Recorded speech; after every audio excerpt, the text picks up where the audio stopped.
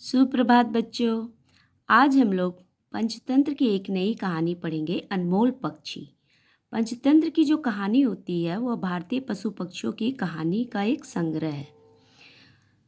काफ़ी समय पहले की बात है। एक पहाड़ी पर स्थित जंगल में एक ऐसा असाधारण पक्षी रहता था जिसकी बीट जमीन से टकराते ही सोने में बदल जाती थी। पक्षी की बीट का अर्थ है उसका मल। एक बार एक बहेलिया उस पहाड़ी जंगल में आया। बहेलिया जो पक्षी पकड़ता है। कई दिनों से कोई भी पक्षी न पकड़ पाने के कारण वह बहेलिया काफी निराश व हताश हो चुका था। इसी हताशा में वह जंगल में इधर उधर भटकता फिर रहा था। तभी अचानक जंगल में घूमते घूमते वह बहेलिया उस पेड़ के पास पहुंचा जिस पर वह पक्षी रहता था, वही असाधारण पक्षी। उस पक्षी को देखे बिना वह बहेलिया उसी पेड़ के नीचे विश्राम करने बैठ गया। विश्राम करने लगा मतलब आराम करने लगा। थोड़ी देर बाद पेड़ पर बैठे उस पक्षी ने बीट की जो जमीन पर गिरते ही सोने में बदल गई। यह देखकर वह बहेलिया आश्चर्य से पीछे हट गया। उसको बहुत ही आश्चर्य हुआ कि उसका चिड़िया का मल सोने में बदल गया। उसने सोने के बीट करने वाला ऐसा पक्षी पहले कभी नहीं देखा था।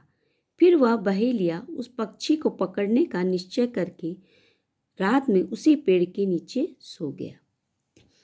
अगले दिन सुबह होते ही उस बहेलिये ने उसी पेड़ के पास अपना जाल बिछा दिया। उसे पकड़ने के लिए जाल बिछाया और वहीं जमीन पर कुछ दाने भी फेंक दिए, अनाज के दाने।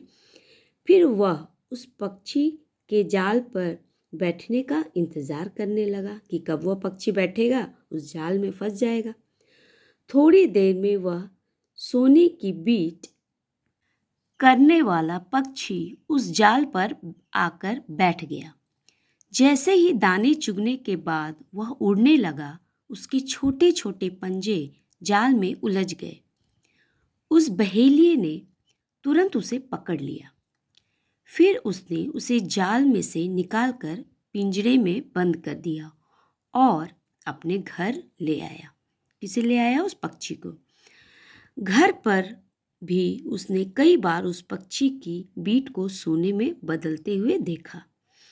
जैसे जैसे रात होने लगी, बहेलिये को उस पक्षी की सुरक्षा की चिंता सताने लगी। उसने सोचा, अगर किसी को इस पक्षी के विषय में पता चल गया तो वह अवश्य ही इसे चुरा लेगा, और यदि राजा को किसी तरह इसके विषय में पता चल गया तो वह मुझ पर नाराज होंगे कि मैंने इतने अनमोल और अद्वितीय पक्षी को अपने पास क्यों रखा हुआ है, उन्हें क्यों नहीं दिया। ये सब चिंता उसे हो रही थी। यह सब सोचते सोचते अंत में बहेलिये ने उस पक्षी को राजा को सौंपने का निश्चय कर लिया। अगले दिन सुबह जल्दी उठकर वह बहेलिया राज दरबार में गया।